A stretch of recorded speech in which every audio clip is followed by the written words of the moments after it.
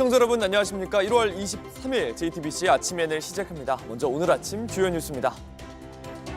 코스피가 어제 꿈의 지수인 5천을 넘었습니다. 우리 증시가 막을 올린 지 70년 만입니다. 상승세를 이끈 주역은 반도체였습니다. 여당은 7천 시대를 목표로 내걸었습니다.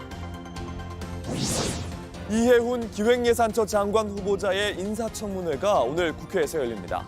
이 후보자 측이 일부 자료를 추가로 제출하면서 여야 간 합의가 이루어졌습니다. 보좌진 갑질과 아파트 부정 청약 등 각종 의혹에 대한 날카로운 검증이 이어질 걸로 보입니다. 미국 쿠팡 법인의 주주들이 우리 정부를 상대로 국제 투자 분쟁 중재 의향서를 제출했습니다. 쿠팡은 대규모 개인정보 유출과 관련해 우리 정부의 진상조사로 수십억 달러의 피해를 입었다고 주장했습니다. 오늘도 매우 춥습니다. 아침 최저기온은 강원도 철원이 영하 18도, 서울이 영하 11도 등으로 어제와 비슷하겠고 낮에도 전국 대부분이 영하권을 유지하겠습니다. 강추위는 주말까지 이어지겠습니다. 어제 코스피가 꿈의 숫자였던 5천을 뛰어넘으면서 장을 열었습니다. 1월이 채 가기도 전에 한국거래소가 올해 목표를 달성한 겁니다. 은행에선 축포를 터뜨렸고 증권사는 투자자들로 북적였습니다. 정아람 기자입니다. 4,987선의 장을 시작한 코스피는 곧장 5,000선을 뛰어넘었습니다. 상승폭을 키워 5,019선을 찍기도 했습니다. 서울의 한 시중은행 딜링룸에선 사상 처음 5,000포인트 돌파를 축하하기 위한 축포가 터져 나왔습니다. 5천이 가능은 하겠다라고 어렴풋하게 생각을 했는데 이렇게 빠른 기간 내에 그 급속도로 눈 깜짝할 사이에 5천을 달성할 거라고는 생각을 못했어요. 역대급 한파에도 증권사 지점엔 투자 종목을 추천받거나 증권 계좌를 트려는 이들로 북적였습니다. 특히 온라인 주식 거래에 서툰 어르신들 발길이 이어졌습니다. 생각지도 못했던 5천 포인트를 넘어갔잖아요, 코스피가. 그래서 조금 희망이 있는 것 같아서 주식을 다시 한번 시작해 보려고 합니다. 장도 좋고 또 전체적으로 자금의 인플레이션도 있고 그래서 기업들 앞으로 좋아질 거라고 생각하고 투자를 좀 늘리려고 했어요. 오전 한때 5,019.54까지 치솟다 하락 전환한 코스피는 종가 기준 5,000을 넘기진 못했지만 전날에 이어 역대 최고 종가 기록도 세웠습니다. 삼성전자가 장중 16만 원을 터치하며 시가총액이 단일 종목 최초로 1,000조 원을 넘겼고 SK하이닉스도 장중 78만 원을 웃돌았습니다. 이재명 대통령은 코스피 5천 특별위원회 위원들을 청와대로 초청해 비공개 오찬을 가졌습니다.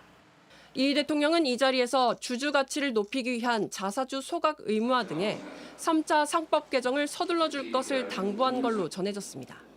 JTBC 정아람입니다. 대선 공약으로 등장했던 코스피 5천은 허황된 소리라는 핀잔을 듣기도 했는데 이제 투자자의 눈높이는 6천, 7천을 향합니다.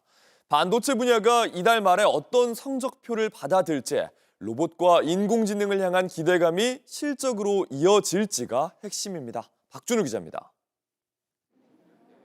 코스피가 5,000포인트에 도달하자 여당은 7천 시대를 목표로 내걸었습니다. 주가 조작 엄벌, 자사주 소각 의무화, 주주 친화적인 제도를 만들어서 코스피 6천, 7천 시대를 국민과 함께 열어가겠습니다. 코스피의 추가 상승은 결국 반도체 업황에 달렸다는 게 대체적인 관측입니다. 1차 분기점은 삼성전자와 SK하이닉스의 지난해 4분기와 연간 성적표가 발표되는 이달 29일입니다. 당사자가 보는 반도체 경기나 향후 AI에 대한 아웃룩, 그것에 따른 본인들의 실적 전망을 어떻게 하냐에 따라서 시장은 영향을 받을 수 있습니다. 로봇이 얼마나 빨리 일상에 적용될지도 관건입니다. 현대차의 아틀라스 공개로 부풀어 오른 휴머노이드 산업 성장에 대한 기대감이 실적으로 이어져야 추가 상승이 가능합니다. 전문가들은 지금이라도 투자에 나서려는 개인 투자자 입장에선 개별 종목 투자보단 실시간 거래할 수 있는 펀드인 코스피 200 ETF 등에 매달 적립 투자하는 게 안정적이라고 조언합니다. 추격 매수하기는 좀 부담스럽다 하더라도 흔들릴 때마다 모아가는 전략이 맞다라고 생각하고 있고요. 이재명 대통령도 대선 후보 시절이던 지난해 5월 코스피 5천 시대를 공략하며 ETF 상품 4천만 원어치를 샀고 적립식으로 더 사겠다고 밝혔습니다. 당시 4천만 원어치만 단순 계산해도 현재 평가이익이 2,700만 원을 웃돌 것으로 추산됩니다. JTBC 박준호입니다. 이해훈 기획예산처 장관 후보자의 인사청문회가 우여곡절 끝에 열립니다. 이 후보자 측이 의혹의 자료를 추가 제출하면서 파행 나흘 만에 청문회가 다시 열리게 된 겁니다. 보좌진 갑질 논란, 아파트 부정 청약 의혹, 자녀의 취업 특혜 의혹, 산더미처럼 쌓인 의혹이 검증대에 서게 됐습니다. 송지혜 기자입니다. 오늘 국회에서 이해훈 기획예산처 장관 후보자의 청문회가 열립니다. 당초 19일로 예정됐던 청문회가 여야 대치 끝에 무산된 지 나흘 만입니다. 이 대통령은 신년 기자회견에서 인사청문회 필요성을 언급했습니다. 본인의 이야기를 공개적으로 들어볼 기회를 갖고 그 청문 과정을 본 우리 국민들의 좀 판단을 제가 들어보고 좀 그렇게 판단하고 싶었는데 결국 이 후보자가 의혹과 관련된 자료를 추가로 더 제출하면서 막판 여야 합의가 성사됐습니다. 국민의힘은 오늘 청문회를 통해 각종 의혹에 대한 철저한 검증에 나서겠다고 예고했습니다. 반포 아파트 부정청약 의혹을 비롯해 인천 영종도 부동산 투기 의혹, 자녀의 병역 및 취업 특혜 의혹, 보좌진을 향한 폭언 논란 등이 집중 거론될 걸로 보입니다. 내가 정말 널 죽였으면 좋겠다. 입이라고 그게 터졌다고 그냥 막 네 맘대로 그러고 떠져? 특히 반포 아파트 청약 관련 자료는 아직 제출되지 않은 것으로 알려져 자료 제출이 부실하다고 질타할 가능성도 점쳐집니다. 부정적인 여론에 일부 의혹은 경찰 고발까지 제기된 상황이라 민주당은 정책 능력 검증에 집중할 것으로 보입니다. 청와대는 청문회를 통한 의혹 규명 과정을 지켜본 뒤 국민 반응과 여론을 살펴 이 후보자의 거취를 판단한다는 방침입니다. JTBC 송지혜입니다. 쿠팡의 미국 주주들이 한국 정부 때문에 수십억 달러의 손해가 발생했다면서 미국 정부에 조사를 해달라 요청했습니다. 우리 정부에겐 국제 투자 분쟁, 중재를 제기하겠다는 의사도 밝혔습니다.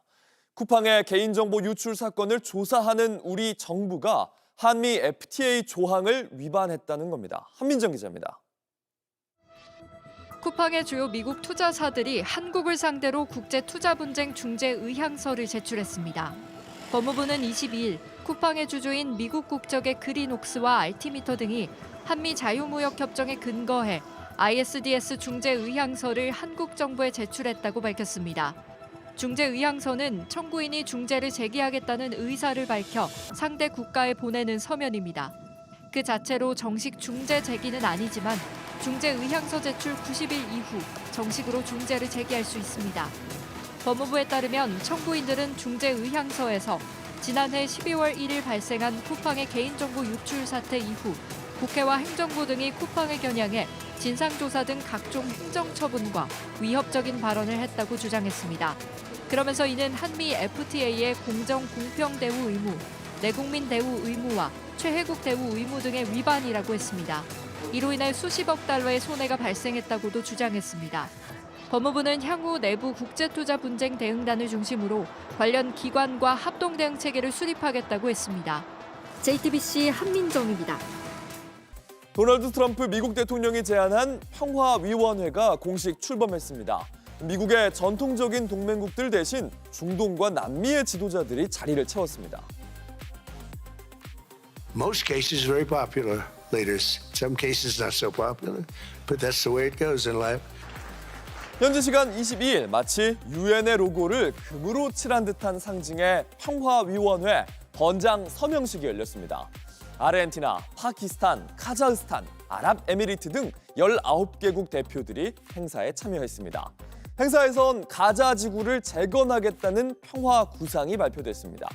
CNN은요, 지금까지는 중동의 군주들과 유럽의 마지막 독재자, 적어도 1명 이상의 전쟁 범죄 혐의를 받는 지도자뿐 이렇게 꼬집었습니다. 이 자리에 참석하진 않았지만 합류 의사를 밝힌 루카셴코 벨라루스 대통령과 베냐민 네타냐후 이스라엘 총리를 가리키는 말입니다.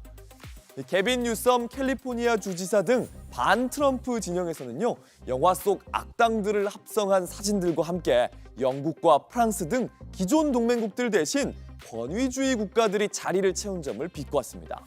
일론 머스크 테슬라 CEO도 한마디 거들었습니다. I heard about the formation of the Peace Summit, and I was like, is that PIEC? You know, a little piece of Greenland, a little piece of Venezuela.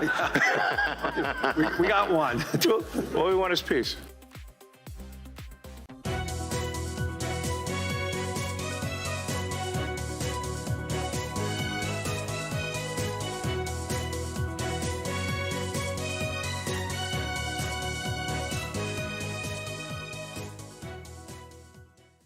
한덕수 전 국무총리에게 징역 23년을 선고하면서 재판부는 언론사 단전 단수를 헌법이 절대적으로 금지하고 있다고 설명했습니다. 그러면서 헌법과 정부조직법을 검색한 이상민 전 장관의 행적도 담았는데요.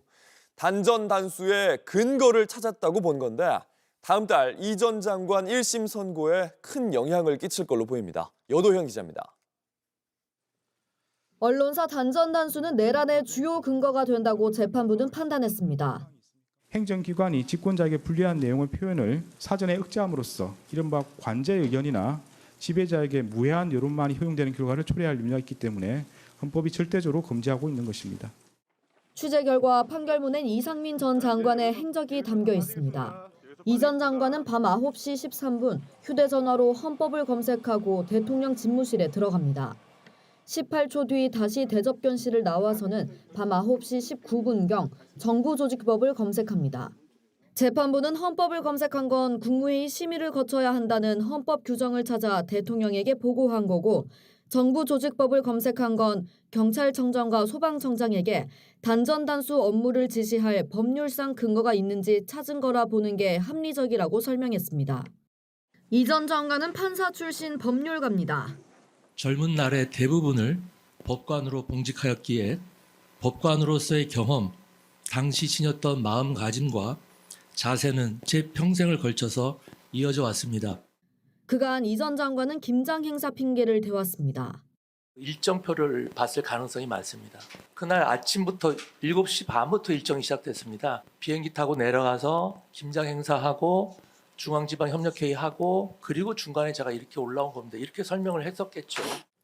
그러나 재판부는 김장 문건을 직원들이 보고한 적이 없고 이 전 장관이 계엄 선포 직후 경찰청장, 소방청장, 그 다음 날엔 수자원 공사 사장에게까지 전화했다며 이는 단전단수 문건을 받고 지시 이행 여부를 확인하기 위해 전화한 거라고 못 박았습니다.